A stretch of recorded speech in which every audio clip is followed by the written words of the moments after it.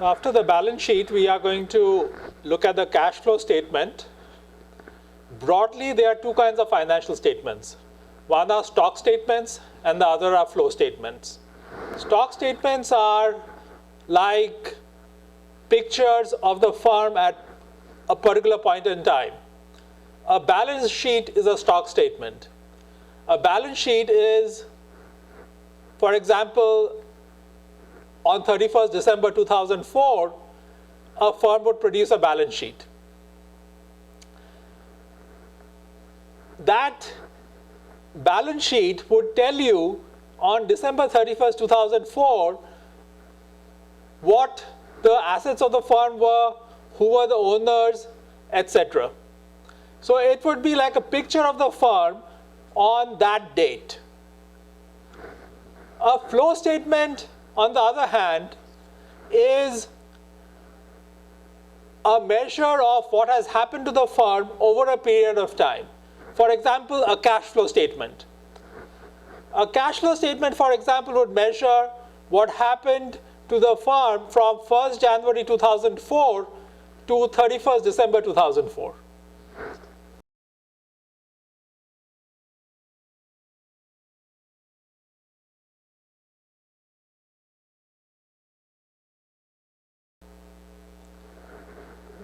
Other examples of flow statements would be the income statement. So flow statements measure variables, financial variables for the firm over a period of time. So the word flow suggests that it measures how much money came into the firm and how much money flowed out of the firm. If you look at the firm as a box, then the firm has some cash stored in it. Over a period of time, let's say a year, some money would have entered the firm and some money would have left the firm. A cash flow statement is a financial statement which makes a list of all the money which came into the firm, all the cash which came into the firm, and all the cash which left the firm.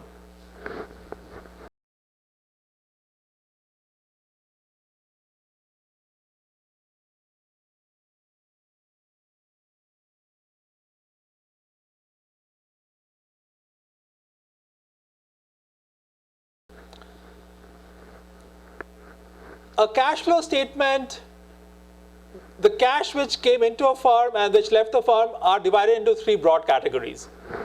The categories are operating cash flows, investing cash flows, and financing cash flows. Operating cash flows are cash flows from operations. Investing cash flows are cash flows which the firm has incurred or has obtained from investing activities like purchase of property. Financing cash flows are cash flows due to financing activities. For example, the sale or repurchase of equity. We shall talk about these in detail later.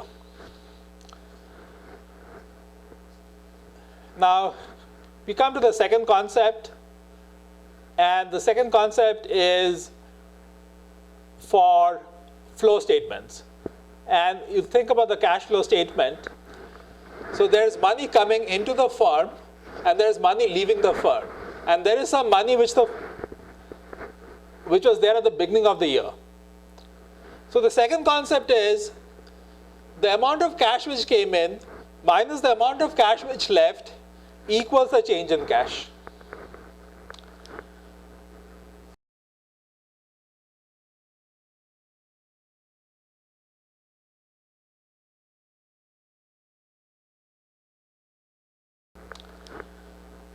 So the firm starts out with a certain amount of cash at the beginning of the year.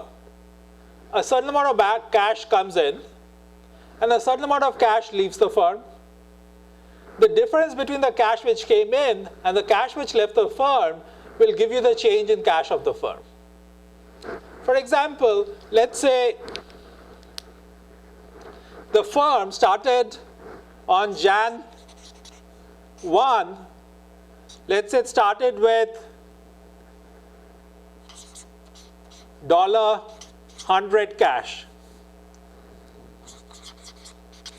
Let us say that the sum of all the cash which came into the firm during this year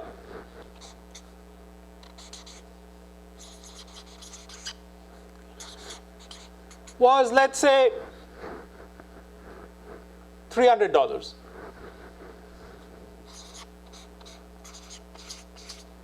Let's say the sum of all the cash which left the firm during the year, the cash for, let's say, operating activities, the firm may have to pay salaries, or for financing cash flows, for example, the firm may repurchase some equity. So there were various reasons why cash would leave the firm, why the firm would pay out cash. So let's say all cash which left the firm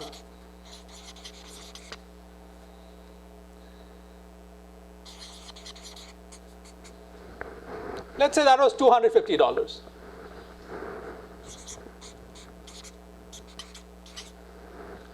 Then the difference between the cash which came in, which is 300 minus 250, so it's 50. So this difference of $50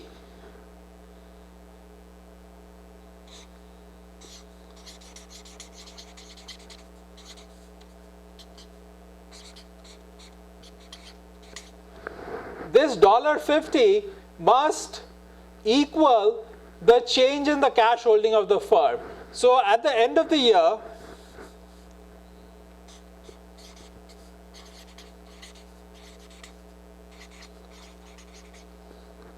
cash must be equal to $150.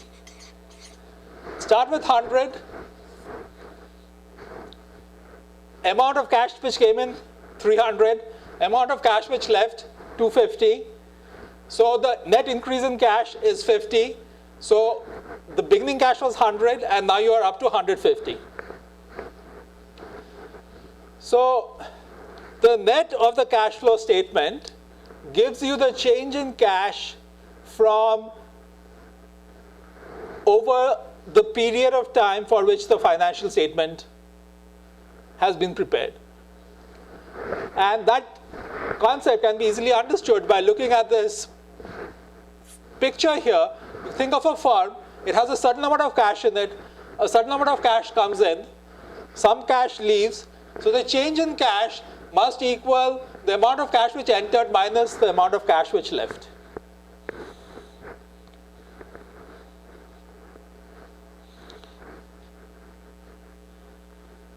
So rather than just thinking of it as a rule, you can have this picture in mind that there is a firm, there is money coming in, there's money leaving, and the difference is the change in the cash which is stored in the firm.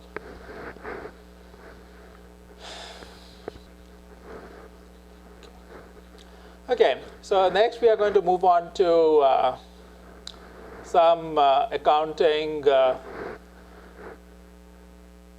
bodies, some accounting organizations in the US. So the general accounting principles are called GAAP, GAAP, or generally accepted accounting principles.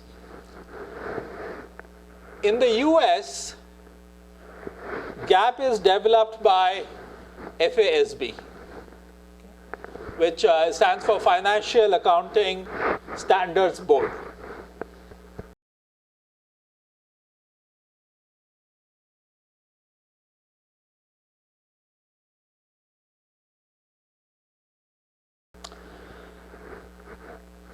FASB is actually not a governmental body, but SEC, which is a governmental body, has designated FASB as the body responsible for setting accounting standards.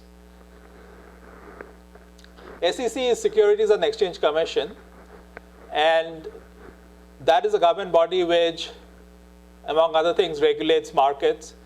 make sure that the stock market, for example, laws are being followed there.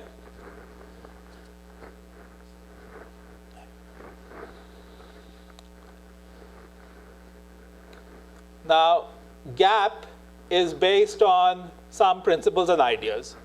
And here are a list of some of the principles. The first is a monetary unit assumption. A monetary unit assumption is that everything which is of relevance to a firm can be expressed in the monetary unit in which the balance sheet is being prepared. For example, if a firm owns a piece of land, in the assets, you're not going to write 10 acres of land. You're going to put a value on that.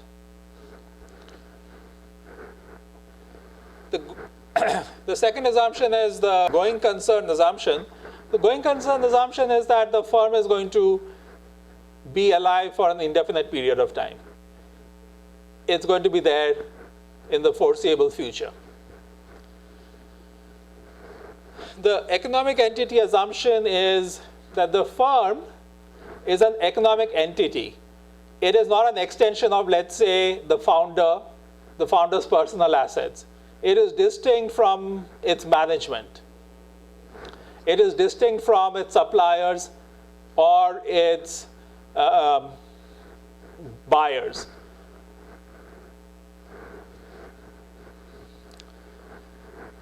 Periodic reporting assumption is that financial statements are produced periodically at given time intervals. The conservatism principle is that financial statements should be produced when you are assigning values. You should make an effort to have accurate values. So you should neither understate nor overstate, let's say, assets. However, in case there are different valuation methods for, let's say, an asset, then which provide different values for that asset, then you should choose the valuation method which produces the lower estimate. So that's being conservative.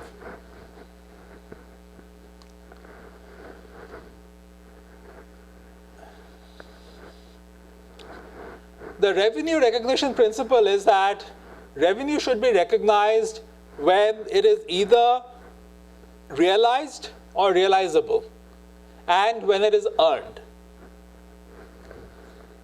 This is the accrual basis of accounting that we shall discuss later. The matching principle is that revenue should be matched to costs. This gives a clearer understanding of operations of the firm. The cost principle is that assets should be valued at cost. So if you're a firm and you purchase some asset a few years back and they have risen in value in the market, the cost which the assets were purchased at, that should be the basis for the value of assets in the financial statement, not the increased market value at present. The consistency principle is that financial statements should be consistent through time. So you should use the same accounting principles and rules that you used in the prior periods for the present period. That would enable financial statements to be compared across time. And the last one is the materiality principle, which says that everything that is material, which is of significance, should be included in the financial statements. If something is not material, that can be ignored. For example, if there is a $10 revenue for a firm which has a total revenue of 10 million, and that $10 revenue was omitted, then that's okay.